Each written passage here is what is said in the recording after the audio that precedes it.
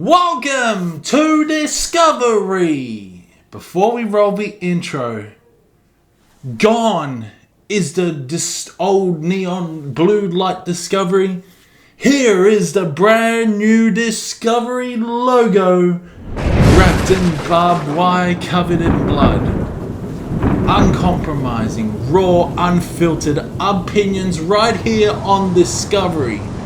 So welcome to the new era of Discovery. Roll the new intro, please.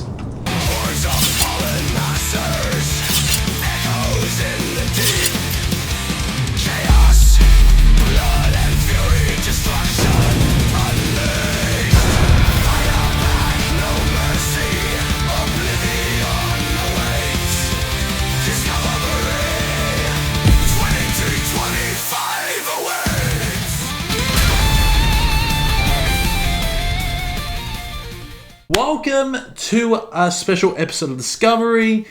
It's a brand new era on this channel, as you all know by now. Many videos have come out, different aesthetics, different filming, and yeah.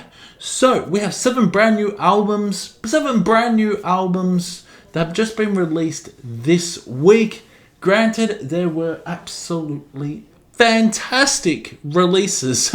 A lot of these albums are like above 80%. That's how good this week has been in terms of April metal releases. So before I start, pop your favorite discoveries down below and let's get on with this brand new Discovery.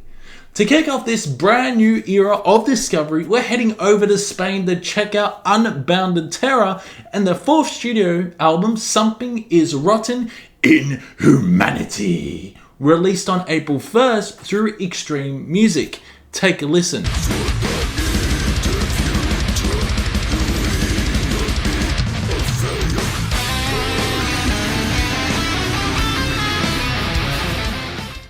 This is a fantastic way to launch into April. Modern old school death metal done right, and it absolutely rips. With bands like Molder, Skeletal Remains, Revolting, and Necro keeping that like cavernous, filthy old school sound alive, you can confidently add Unbounded Terror to that list. Once again, Spain delivers a knockout album that oozes with gritty charm and relentless aggression. Dare I say, Spain is amazing when it comes to new metal releases. The riffs throughout the album are groovy, bouncy, and full of energy. I generally couldn't stop headbanging. There's a real sense of rhythm and punch, making each track feel so fucking alive and snarling. The vocals are mostly guttural and cavernous, adding a ghoulish presence that perfectly complements the murky production. The drums sound organic, never overproduced, and the guitar tone is satisfyingly thick and raw. The songwriting might seem simple at first glance, but its simplicity done right, bringing to mind the grim forces of bands like Incantation, even Immolation. Every track feels carefully crafted without ever losing its primal edge. The opener, Fear of the Dying, sets the tone brilliantly. It kicks in without warning, the vocals slamming you in the fucking face within seconds, not giving you a moment to brace for the chaos ahead. Destiny of Evil follows up with high octane intensity, channeling that old school death metal flavor with scorching solos and vocals that morph from cavernous to downright fucking monstrous. The drumming here is especially tight, pushing the song forward with relentless urgency. Demons in Your Mind is a highlight with its slower, doom-laden middle section. The subtle synths lurking low in the mix, creating an epic atmosphere, while the soaring guitar solos elevate the mood, bringing a touch of grandiosity to the record. Then you got songs like Reviving, slightly slows things down, focusing on groove and mood without sacrificing heaviness. The soloing here is absolutely fucking insane, and honestly, I just wish the track went on a little bit longer. Then you got Inside Death, opens with a spiraling solo and then dives into like hypnotic chugging riffs that stick with you long after the track ends. The song The Disappointment is anything but fucking disappointing. Those riffs are absolutely fiery, and the vocal shift into that more blackened territory adds a layer of intensity. The solo here is another standout. Solo here is another standout moment, and again those riffs, goddamn, those riffs, they bounce hard. Divine Virtue leans more to chaos with bouncy off kilter riffs and shifting time signatures that give it a more progressive flair. It's unpredictable in the best way. Believing again continues the streak with more groove driven old school flair. The percussion is thunderous here, giving the song a heavier impact. Yet another glorious solo fucking runs wild, shredding through the track with style. Then we've reached the closer, The Evil Cause, an instrumental in a bold way to end the album. It's eerie, melodic, and packed with solos, tying back into the album's opening with a looping sense of closure. It's a fitting way to wrap up this dark journey. Overall, this album was an absolute blast from start to fucking finish. It's packed with fun, ferocity, and fantastic songwriting. The solos are on point, the riffs are addictive, and the production gives it that filthy edge death metal fans crave. I'm giving Something Is Rotten in Humanity a solid 80%. It's a brilliant release that's been on repeat for me all week. You can find it on Bandcamp. Check him out. Honestly, I'm tempted to grab a physical copy myself. Let's move on.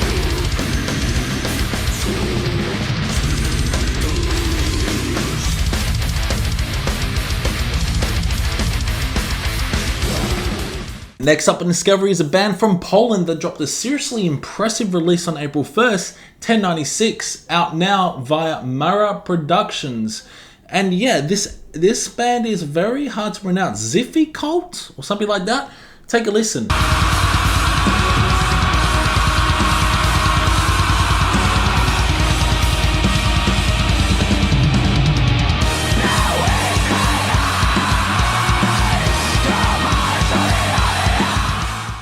This album generally caught me off guard, delivering a powerful and unapologetic dose of anti-Islamic black metal. It's fierce, melodic, atmospheric, and vicious in all the right ways. From the thunderous drumming to the hypnotic guitar melodies and venomous black metal vocals, 1096 is a stunning example of how modern black metal can still feel very dangerous and alive. The songwriting here is captivating, with each track offering something distinct and layered. When it comes to metal releases on April 1st, April Fools, there are some standout records, but this one just might take the crown. It blends the raw ferocity of traditional Polish black metal with the eerie mystique of 92nd wave black metal.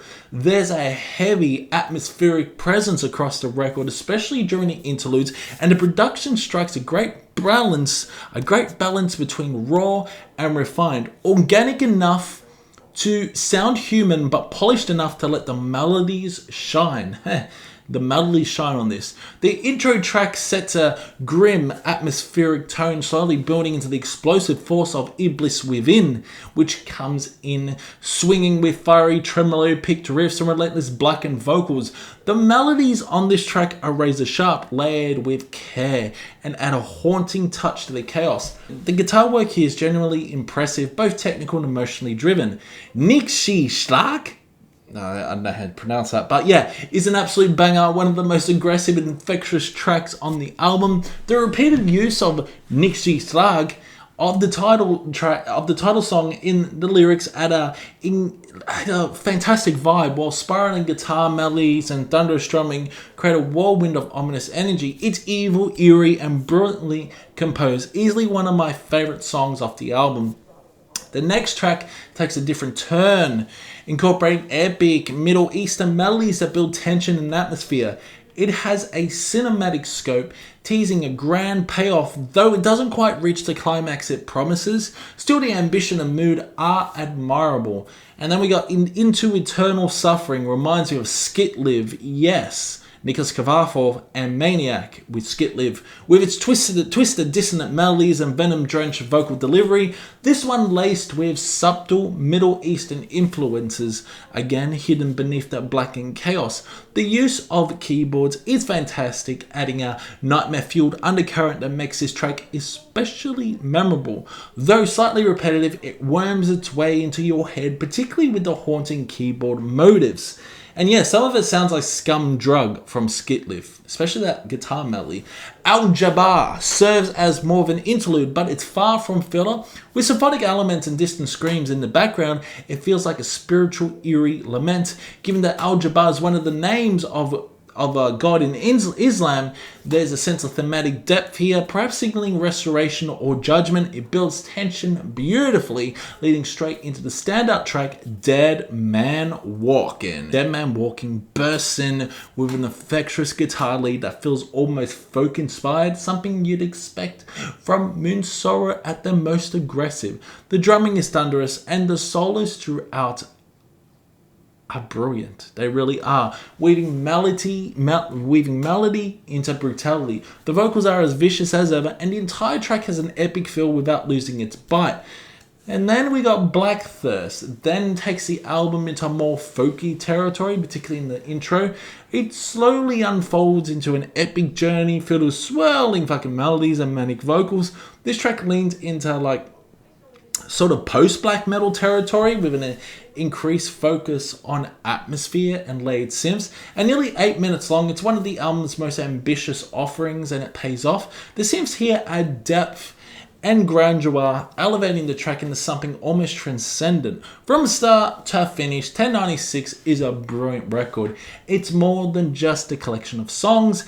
It tells a story, drags you through different emotional states, and leaves you haunted by the end. The musicianship is top tier by Xificurk, if that's how you pronounce it. The atmosphere is thick and immersive, and the songwriting is inspired. I'm giving this one a strong 85%. It's one of those albums you know you'll revisit, and without a doubt I'll be grabbing a physical copy. Check them out on Bandcamp. This is a must listen for any black metal fan out there.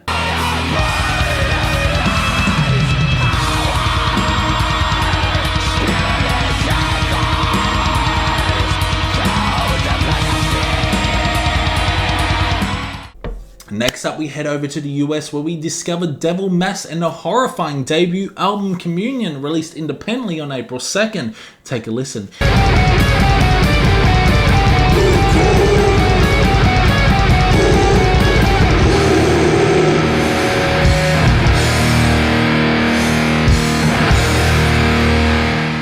This is pure nightmare feel, an album drenched in eerie, soul-warping melodies, doom-laden riffs, and menacing, evil-sounding vocals that conjure the bleakest of atmospheres. Drawing influence from the cold void of black metal, the heaviness of death metal, and the crushing pace of doom, Devil Mass merged these styles with confidence and vision. At times, the band evokes the spectral horror of Achilles and Nightbringer, and more than once they channel the oppressive weight of spectral voice. Their ability to weave those influences in something of their own is fucking impressive. This album feels like a ritual, dark, suffocating, and yet immersive. The production is raw and unpolished, which suits the mood, though the percussion sometimes suffers, in my opinion, occasionally sounding distant or flat, as if recorded in another room. Still, that imperfection almost adds to a sort of weird, otherworldly feel of the record. The song The Accuser opens with apocalyptic intensity, monstrous fucking vocals tear through a landscape of slow burning riffs and thunderous drums, really picking up throughout the song. There's a distant haunting guitar lead that creeps in and out of the track, evoking the musical dread of Achilles or early Nightbringer. The transitions between black and death metal are seamless, and the atmosphere remains heavy and really oppressive. Then you got Mass of the Devil, slows things down in a more doom-orientated space. Deep guttural vocals rumble through the mix while razor-sharp blackened leads slice through the sonic fog.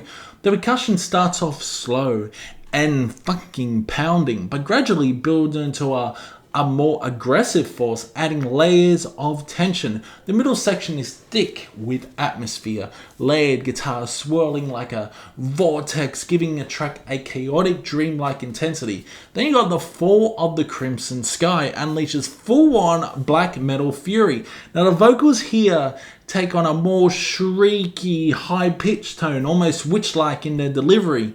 like you've stolen no cake or something, adding such a sinister edge to the song. An evil witch. The evil melody is dripped with malice, though the mix feels slightly off. Your guitars and drums too low, creating a somewhat flat sound. Still it's a standout track with echoes of an axis of perdition in both atmosphere and insanity. Now the vocals are particularly menacing on this, cutting through like a cursed wind. And then we got songs like Flesh Altar. Now begins slowly with an ominous brooding intro that lures you into like a false sense of calm before it explodes into fucking blast beats and violent vocal assaults. The song strikes a brilliant balance between all three genres at play, black, death, and doom, while injecting subtle melodic lines that snake beneath the chaos. There's a real sense of ritual here. Why is my nose so itchy? Like a black mass unfolding in slow, horrific detail. The final track, Nightwork, is a towering closer that lives up to its name, clocking in at around 8 minutes. It's the longest and arguably most ambitious song on the album. It's rich with doom-laden riffage, murky atmosphere, and thunderous vocals. The songwriting really shines here, riffs repeat and evolve hypnotically. The structure is unpredictable, and there's a sense of dread that grows as the song progresses. The drums are clearer on this one, adding weight and presence, and the track overall recalls the ghostly dread of Spectral Voice in all the best fucking ways. Now, Communion is a strong debut for Devil Mass, showcasing a band that knows how to build tension, conjure evil, and keep things engaging across three bleak genres.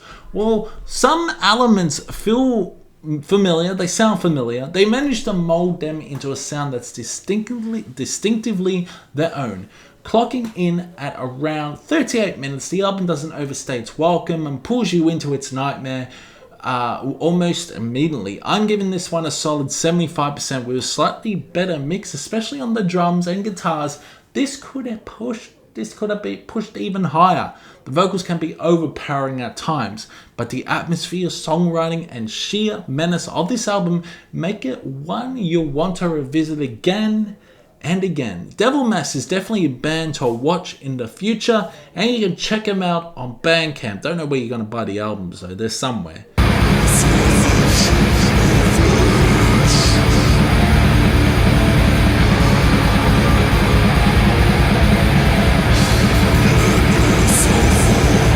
Next up at Discovery, we're heading over to Portugal to explore Hades, the fourth studio album from Living Tales, released independently on April 3rd. Take a listen.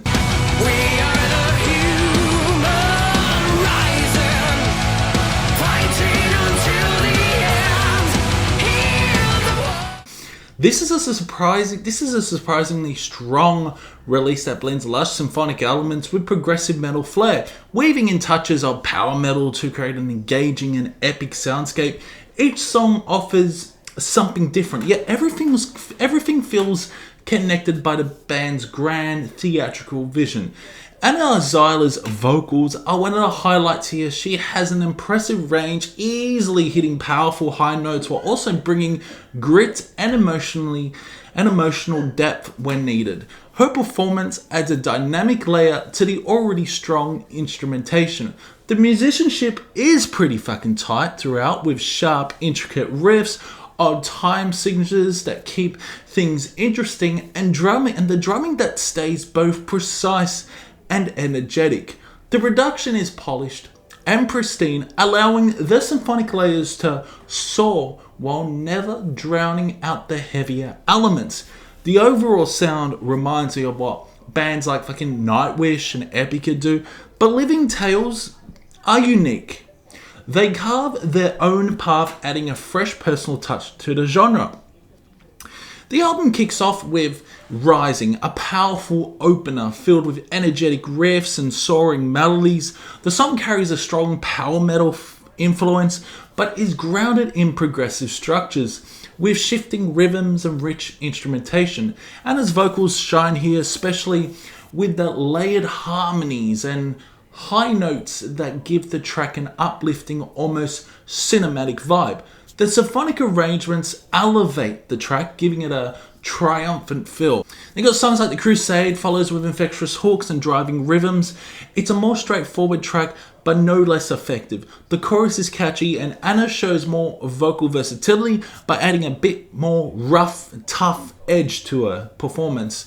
The drumming is punchy, and the songwriting remains tight and purposeful. So then we get on to the big guns. Hades is one of the standouts, running around 7 fucking minutes, and it's an epic journey with theatrical flair. The song structure is very unpredictable, filled with dramatic twists and turns that mirror the mythological story it tells. From soaring choruses to dark, brooding passages, this track showcases the full range of what Living Tales can do, both musically and emotionally. Think of songs like Persephone. It continues that mythological theme and offers a mysterious, darker mood. The song hits fucking hard though, both instrumentally and vocally, with sweeping symphonic layers and intense emotional delivery. It balances beauty with heaviness very well, and the vocal work here is particularly evocative, capturing that tragic undertone of the track's namesake. The album closes with the song Redemption, but there's also an epilogue as well. But we won't talk about the epilogue. That's epic as well. Redemption, another strong offering that ties everything together. The melodies are memorable, the riffs are bold, and the vocals carry a sense of the resolution, the final resolution. It's a satisfying way to end the album, powerful, melodic, and emotionally rich. Overall, Hades is a solid, enjoyable album with plenty of replay value. While it didn't completely blow me away, I found it incredibly satisfying to listen to. Tight songwriting, fantastic vocals, and a good mix of heaviness and theatrics. I'm scoring this around 70%. If you're into symphonic progressive metal with a mythological twist, this is definitely worth checking out. It's available now on Bandcamp as well as Apple Music and Spotify.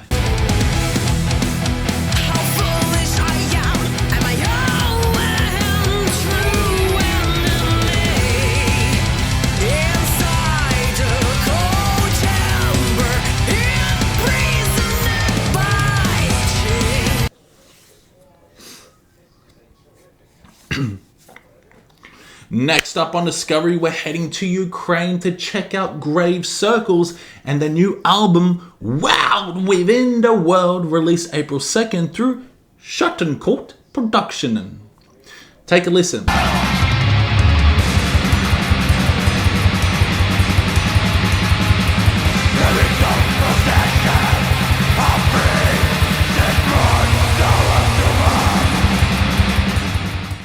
This is a very fucking strong release. Atmospheric black metal done right, filled with chilling ambience, venomous vocals, and powerful, carefully constructed riffs. The album seamlessly weaves slow, brooding passages with explosive, high-octane bursts of aggression, creating a dynamic and unpredictable listening experience.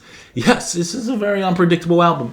The musicianship here is tight and refined. The band clearly knows how to build tension and release it at just the right fucking moments. The production is excellent. It retains an organic, raw quality without feeling lo-fi or even undercooked. It's clean enough to appreciate the instrumental layers, but gritty enough to keep that true black metal edge alive. Got songs like Feral Instinct is an early highlight. It really is, opening with like eerie fucking guitar work and a slow methodical pace that creeps under your skin. This is a really eerie track. The track gradually erupts with blast beats and an unexpectedly haunting synths enter the mix throughout the end, sounding almost like church organs. To me, this adds like a grand gothic touch, elevating the track to a more epic level. It's a masterclass in atmosphere and tension. So the album continues to impress us with The Last of Us. No, not the video game. The Last of Us, the song, which carries an intense and dominant black metal energy. The vocals are ferocious, blending blackened shrieks with a death tinge edge that adds depth. The chord progressions are particularly sinister, giving the song an evil, ritualistic vibe. There's a war of sound, a fucking war of sound effect that completely engulfs you. Hypnotic and overwhelming in the best way. Yielding to the brace of the ground is soaked in atmosphere. The vocals here are manic and unhinged, big time, matching the slow churning guitars that feel like a descent into madness. This track is brooding and impressive, like being pulled in a pit of despair, yet it holds your attention with its dark beauty. Then comes Mournful Will Be That Day of Doom. Holy shit. What an emotional song, a standout track that shifts the dynamic of the entire album. So it's interesting, it opens with eerie chanting and throws you off guard with its haunting, almost ceremonial tone. The drumming here is especially dynamic, adding a ritualistic rhythm that grounds the chaos. Vocally, it's one of the most intense tracks on the album. And the midsection features spine-chilling guitar leads that spiral through this really thick, dense atmosphere. It's pummeling, grim, and utterly mesmerizing. And I'll skip a few tracks, but the final track, One More Drop, is a perfect close that ties together the moods and themes of the album with emotionally charged vocals and haunting guitar melodies. The rhythm on this track is infectious, and the way it transitions between fast, frenzied sections and slower, doom-laden passages is incredibly well executed. The drumming here is particularly spectacular, closing the album on a high note of intensity and depth. Overall, World Within the World is an outstanding black metal release. It's packed with atmosphere, crushing musicianship, and a sense of dark storytelling that keeps you hooked from beginning to end. This might just be one of my favorite black metal albums of the month so far, along with Xificurk. And although it's still early, this one set the bar very fucking high. I'm giving this an 80%. It's a brilliant listen from start to finish, and there's a lot to love here for both atmospheric raw and black metal fans alike. But the problem is, it's a really good album, but nothing really draws me to go back to listen to it, to be honest. But hopefully, I'm going to give it another go today, and hopefully that score will rise to an 85%. But at the moment, sitting on 80%.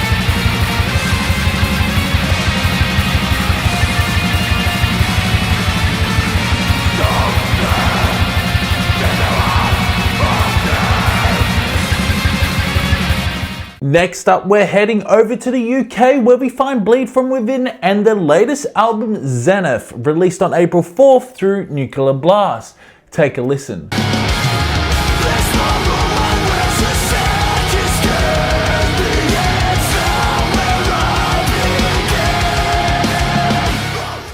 This is a solid entry in the modern metalcore scene. It's melodic, heavy, and packed with fucking intensity. From the very start, this album grabs your attention with crushing riffs and a sense of urgency, but it also surprises with its emotional depth and variety. This is definitely metalcore at its core, but it leans into the melodic territory without losing the bite.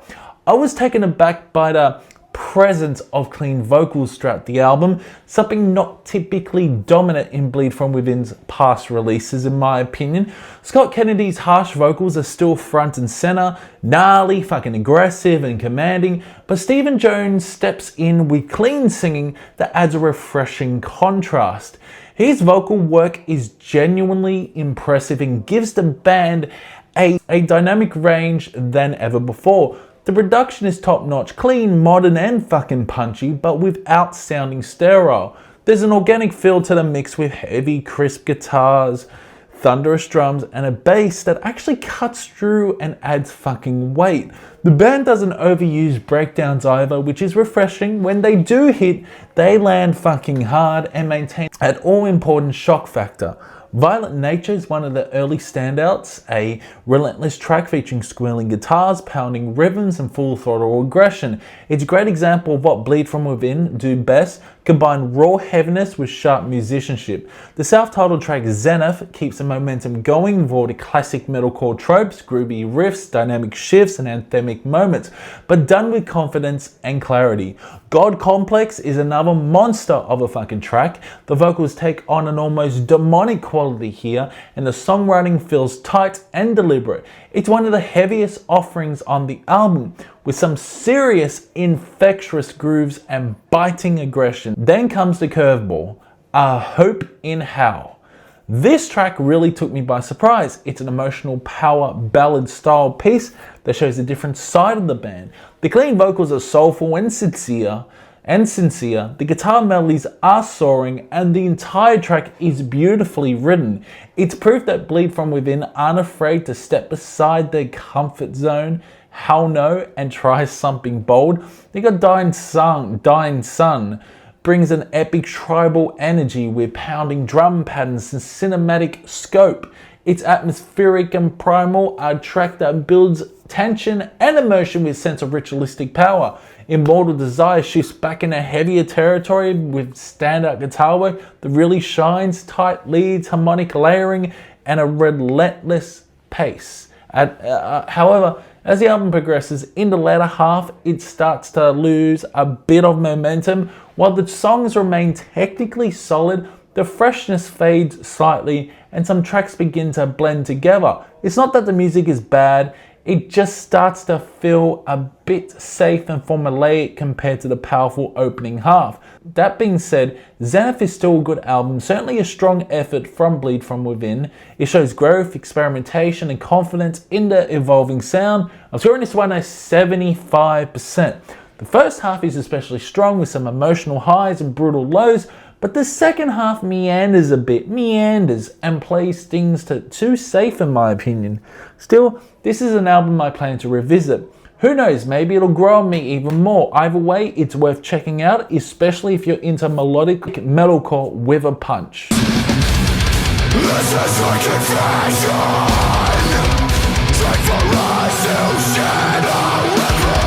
and now for our main event on this week's Discovery, ushering a brand new era, we've got something truly fucking wild. We're heading to the US for Logarius and their debut album Crown of Mortis, released independently on April 4th. Take a listen.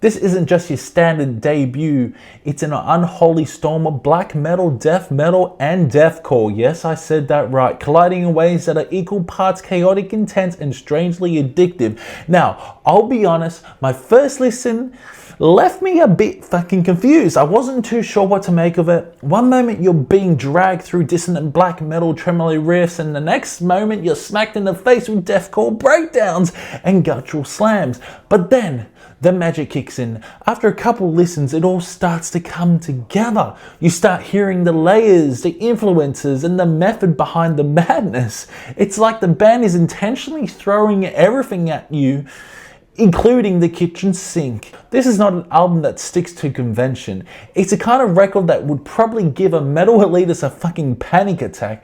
If you're looking for pure black metal or traditional death metal, this isn't that. This is extreme metal with no leash, wrapping black metal aesthetics in modern brutality and blending genres with no fucking apologies. And honestly, that's what makes it stand out. The album opens with Unfathomable, a 1 minute intro track that's eerie, ambient, and ominous, almost like a descent into some ancient crypt. It doesn't do much musically, but it sets the tone. This is going to be dark, atmospheric, and incredibly fucking crushing. Then we're hit with Keeper of the Spectral Legion. Now, and it doesn't hold back. Hell no, this is where you hear just how much Logarius are willing to experiment. The song opens with tremolo riffs and blackened fucking screams before diving into blast beats, harsh gutturals, and yes, breakdowns. The riffs are all over the place in the best way, and the drumming is pure chaos. But what makes it work is the pacing. It's intense, sure, but it's also deliberate. There are moments that let you breathe before another barrage hits. It's manic, unpredictable, and a brilliant way to kick things off. Songs like Erosion as well comes next. This is just as violent. This one leans more toward death metal and deathcore. There are some crushing low-end riffs, thick bass lines, and a meaty breakdowns that will absolutely flatten your balls and turn your balls into mush. But again, it's not mindless heaviness. There's structure and intent behind it. The vocal range here is impressive too, shifting from deep growls to guttural shrieks. The production allows all of that to come through so fucking clearly, which is crucial when there's so much happening at once.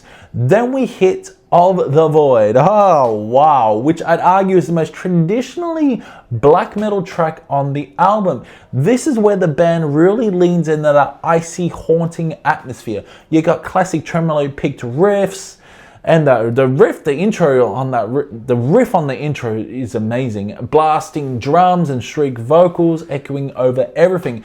But it's not just copy-paste black metal. There's a melodic undercurrent to the guitar work, a certain bleakness that makes the song feel vast and cosmic. It's a moment where the band dials things back just slightly and lets the atmosphere speak for itself. This track felt fucking cold, dark, and really strangely beautiful. Remind me of The Kills a lot.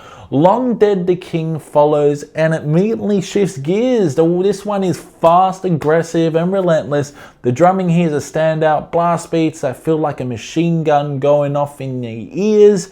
The riffing is straightforward but deadly effective, and the vocals sound downright fucking monstrous on this. This is one of the most energetic tracks on the album, and it's built for pure carnage. After that, Crypt offers a short breather, sort of. It's an ambient interlude, barely over a minute, filled with spooky tones of what sounds like distant echoing screams. It's more of a mood piece than a song, but it works. It's like a moment of eerie calm before the next wave hits. That said, it slightly disrupts the pacing, especially coming off the back of such an aggressive track. I like the idea, it adds to the album's horror feel, but maybe it could have been placed elsewhere or even expanded. Now we got the Ethereal Mist, which is the next song, is where things really get interesting, featuring Wilhelm from atmospheric black metal act Grimmer. This track dives deep into gloomy, melodic territory. It's slower, more brooding, and filled with chilling harmonies. The dual vocals, Wilhelm's shrieks and Noctifer's roars, create this demonic back and forth that is genuinely haunting. This really reminds me of something like out of now Nafrak, or like I said, even The Kills, or even Nightbringer. The guitar leads are melancholic, and there's this creeping tension that never quite resolves. It's a standout for sure, and shows the band's ability to craft emotion through atmosphere, not just brute force. Honestly, this track could have closed the album, in my opinion. It has that sheer weight, that finale, that final song, but instead we get Lurker's Tomb, the longest track on the album, clocking in at just over, I think, 6 minutes. It's an epic in every sense, slow build-ups, tempo shifts, furious blast beats, and some of the best guitar work on the whole entire fucking record. This song is a journey. There's a massive doom section in the middle that brings the tempo right down before launching back into fucking chaos. It's intense but never dull, and despite its length, it flies by. For me, it felt like the climax of the whole album, wrapping together all the elements we've heard so far in the one last sonic assault. But finally, we get the Dread, I think it's called, as a closing track. It's atmospheric and thinly titled. It opens with a slower, doomier tone and some emotionally raw vocals. The pace is much more restrained, and while it brings a nice contrast to the previous tracks, I do feel like it's one of the weakest songs here.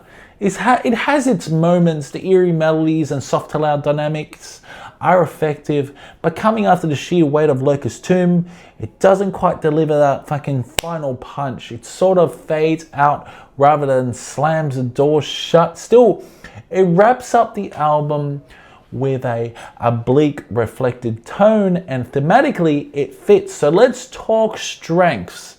The musicianship here is fantastic. The guitar work is sharp and creative, the drumming is intense and technical, and the vocals are full of character. Noctifer's vocal range is wild, switching from monstrous gutturals to high piercing shrieks and screams with fucking ease, and the production, clean, but still organic enough to feel dangerous. You can hear everything clearly, but it doesn't lose that edge. And I also have to give major credit to the fucking songwriting on this. These tracks just don't just smash through riffs. They're built with care, the structure, storytelling, and mood. But no album is fucking perfect. There are a few rough edges here, mainly in the pacing and flow at times. Some transitions between songs are abrupt, and the placement of the interlude could have been stronger. That's only the criticism here. There's also the matter of identity as well. With so many genres mashed together, it's hard to say exactly what kind of band Wrath of Logarius are. That may be the point, but it might put off listeners who prefer something more defined. And while I love the genre fusion, a couple tracks could have used more cohesion. Some ideas feel like they're crammed in without enough breathing room. That said, this album rips. It's bold, chaotic, incredibly exciting. This is like unorthodox black metal. Really, it's close to formless black metal. Crown of Mortis may not be easy to define, but that's exactly why I kept coming back to it. It's one of those records that reveals more the more you listen to. Every time I spin it, I caught something new. I hit a melody, a sneaky tempo change, a line that hit harder than before. It's not just a great debut, it's a statement. So, with all that said, I'm scoring Crown of Mortis a solid 85%. It's a fierce, promising, and genuinely interesting debut that shows Wrath of Logarius have a lot more to offer.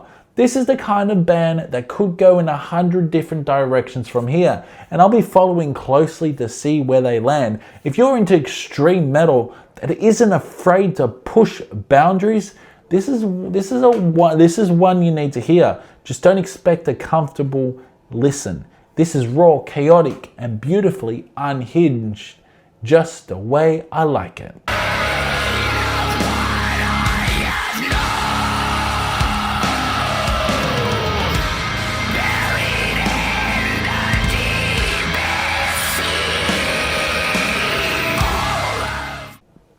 So yeah, that's it for Discovery for this week. This is a huge episode of Discovery. I think we are over 40 minutes this episode. But yeah, welcome to a brand new era of Discovery. Let me know what you discovered as well. It's been fun. It's getting really cold at the moment. And I will see you in the next one.